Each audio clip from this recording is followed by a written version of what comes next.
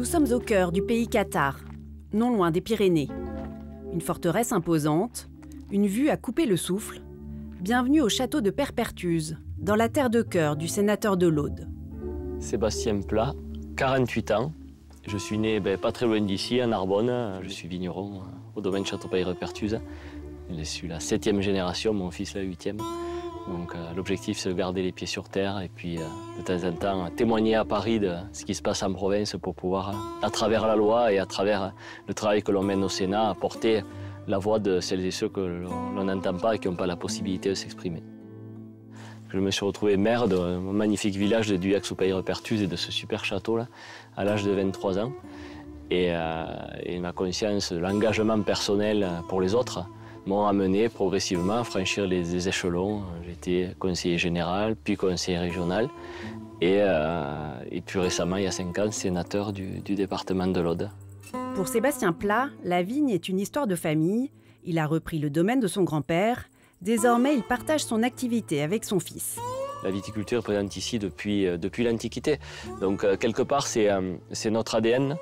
Et je suis engagé pour continuer à la faire vivre, à la soutenir, parce que ça fait partie de nos racines et c'est un territoire et un terroir de très grande qualité et qui permet de générer de l'économie partout, puisque la viticulture est présente sur tous les territoires. Allez, il fait bon là. Super. Aujourd'hui, hein. Ah ouais. C'est un temps idéal.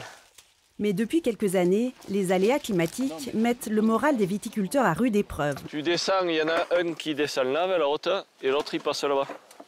Dans l'Aude, après des sécheresses à répétition, les rendements sont de plus en plus faibles. À l'heure des vendanges, Sébastien Plat constate les dégâts d'un été particulièrement aride sur ses raisins. En fait, avec le réchauffement climatique, les gros coups de chaleur du mois de juin et du mois d'août, les raisins, vous voyez, ils sont touchés par les coups de chaud. Donc ils ne grossissent pas et ils sèchent. Et ça, ça touche tout le pourtour méditerranéen depuis quelques années. Après, la vigne, elle souffre aussi de la sécheresse, on le voit. Ça, les feuilles sèches comme ça, là, c'est lié à la sécheresse. C'est un phénomène que l'on ne voyait pas ces dernières années. Donc ça avait les gros coups de chaleur. En fait, l'intensité de la chaleur est tellement forte que la vigne carrément sèche. Alors. Aux aléas climatiques s'ajoutent les ravages des nuisibles, un fléau pour les viticulteurs. La sécheresse, le fait qu'il n'y ait pas d'eau, en fait, les sangliers rentrent, pètent le grillage, rentrent dans les vignes pour manger les raisins. Et c'est assez désespérant pour les viticulteurs parce que vous avez travaillé toute l'année. Vous êtes passé à travers les conditions météo, à travers les maladies, vous avez une belle récolte. Et puis au dernier moment, vous constatez que les sangliers mangent les raisins. Alors cette année, en termes d'évaluation, j'ai perdu 5 tonnes de raisins. Donc ce qui est colossal, 5 tonnes de raisins, ça fait une trentaine d'hectolitres de vin. Ça fait à peu près 20 000 € de pertes sur le domaine.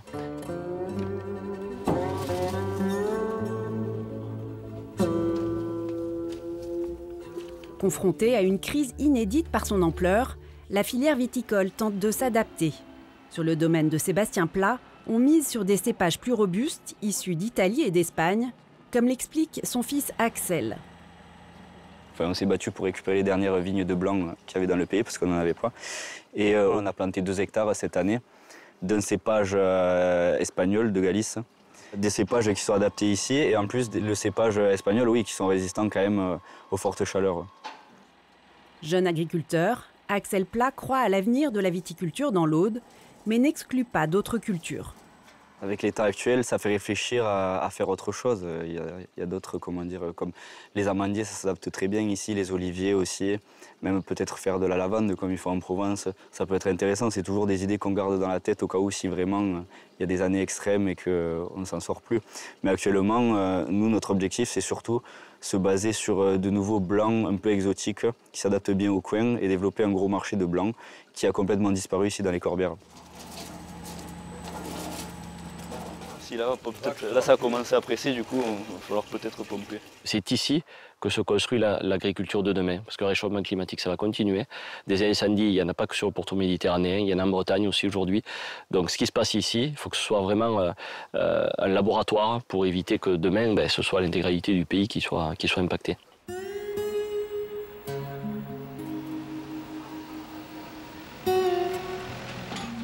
Membre de la mission d'information du Sénat sur l'avenir de la viticulture, Sébastien Pla veut apporter des solutions à la filière. Entre l'effondrement de la consommation, la hausse des coûts de production et les aléas climatiques, les viticulteurs sont pris à la gorge. On est au creux de la vague, enfin vraiment au plus profond. Hein. On ne voit pas d'avenir. Et tout le monde est convaincu. Il faut réduire les surfaces, il faut réduire les volumes, c'est plus adapté. Donc ça passera par de l'arrachage, par de la distillation. Et puis après, ça veut dire des structures comme la nôtre, on va perdre. Comme toutes les caves coopératives, on va perdre des volumes. Et donc, comment on va tourner? Il va falloir se réorganiser, avec des plans sociaux, tous les amortissements qu'on a, comment on va faire, les investissements. Si dans l'Hexagone, la viticulture représente près de 400 000 emplois directs et indirects, en Languedoc-Roussillon, la récolte est en constante baisse, moins 15% en 5 ans. La question, en fait, c'est le revenu et la valorisation. C'est ça qui ressort dans cette mission d'information. Pour prétention, simplement de faire un diagnostic très clair et très lucide de la situation de la filière en France, parce que la viticulture est un des secteurs économiques majeurs pour le pays. Il faut savoir que ça pèse 100 milliards d'euros de chiffre d'affaires globalement. Et elle contribue à l'excédent de la balance commerciale. La viticulture française aujourd'hui est à la croisée des chemins. Des crises, il y en a eu tout le temps, tout au long de l'histoire. Mais celle-ci, elle est plurifactorielle. Et donc, elle n'a jamais été aussi grave. Un secteur en crise dans un département qui a connu en août un méga-feu, le plus vaste incendie en France depuis 1949. Dans l'Aude, 17 000 hectares sont partis en fumée. C'est un désastre. Tout est détruit, tout est calciné. On va voir le maire de Coustouge, Paul Berthier, qui est un jeune maire, l'un des plus jeunes maires du département, qui est aussi vigneron et qui a tout perdu. À la fois ses vignes, mais aussi son village, sa commune a été totalement détruite par l'incendie. Même les vignes n'ont pas réussi à arrêter le feu tellement qu'il était d'une puissance incroyable. Tout est détruit, les habitations sont détruites. Un paysage lunaire. Hein.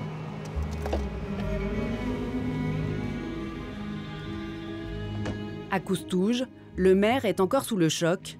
Tout a brûlé autour du village. Bon. Ça, c'est le... Ben ouais, oui. Ça remue les tripes à chaque fois, quoi. Ben oui, ici. Ouais, c'est dur, c'est encore dur, ce sera dur.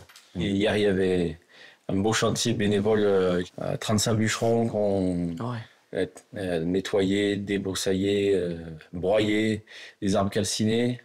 La mairie de Luc nous a fait la logistique, une paella.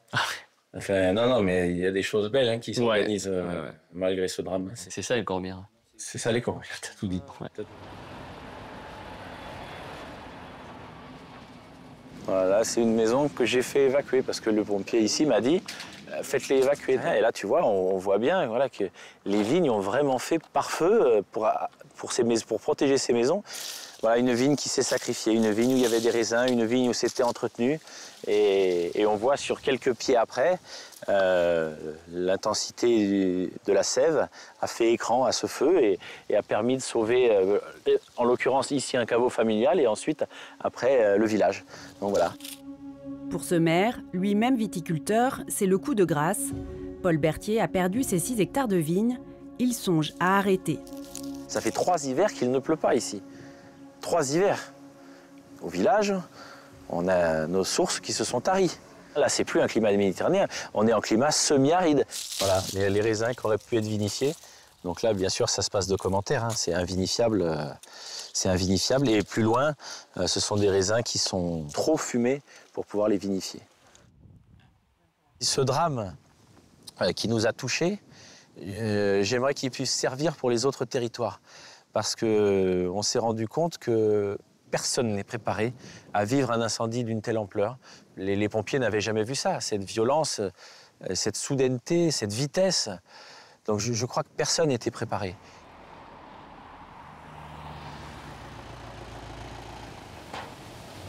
À la cave coopérative de Talleyrand, Sébastien Pla retrouve Ludovic Roux, président de la Chambre d'agriculture de l'Aude. Salut Ludo. Merci de venir nous voir. Ben ouais. Il pointe du doigt les vignes laissées en friche.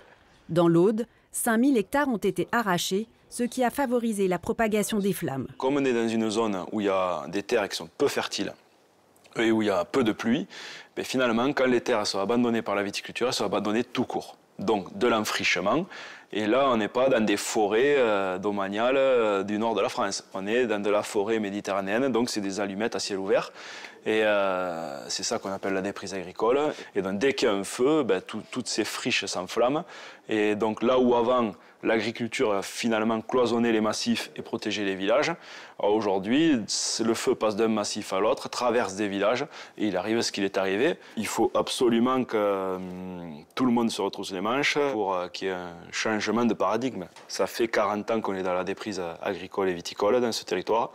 Aujourd'hui, on arrive au bout. Soit il y a un changement profond qui se fait, soit c'est un territoire qui va se désertifier dans tous les sens du terme. Si c'est le schéma qui se mettait en place, le prochain méga-feu est en route, quoi. Bonjour, ça va? Bonjour, monsieur le sénateur. Et bienvenue au château de Saint-Eutrope. À quelques kilomètres de là, Sébastien Plat se rend au domaine Saint-Eutrope. Cette année, les cuves restent vides. Dans la famille Verdal, vigneron depuis 5 générations, on n'a jamais vu ça. C'est inédit, quoi. Un méga feu et inédit parce qu'on ne va pas rentrer 1 kilo de raisin au château de Saint-Eutrope. C'est du jamais vu.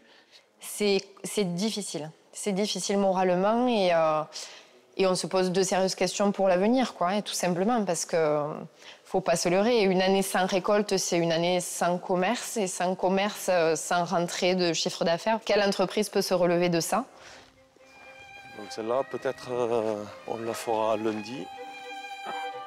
Dans la famille Malric, on est viticulteur de père en fils. Mathieu diversifie son activité en parallèle du travail de la vigne, incertain et peu rentable. Fraîchement installé, il a investi dans un cheptel de 50 brebis et dans des panneaux solaires. Hop là, allez mon grand. La récréation, De là, octobre-novembre, jusqu'en quasiment en mars, elles sont uniquement dans les vignes, chez moi et chez des collègues. Et en fait, ça me permet d'un, déjà de nettoyer cette herbe. En plus, ça fait un peu de fumure. En ce moment, surtout vu le climat qu'on a, avoir une culture unique, ça peut marcher, mais c'est quand même, je trouve, beaucoup plus dangereux. Moi, j'ai préféré un peu diversifier, avoir une partie viticulture, une partie élevage. J'ai même une partie solaire parce que j'ai fait mon hangar et j'ai financé les panneaux. Donc l'un dans l'autre, avoir les deux, ça permet de jongler un petit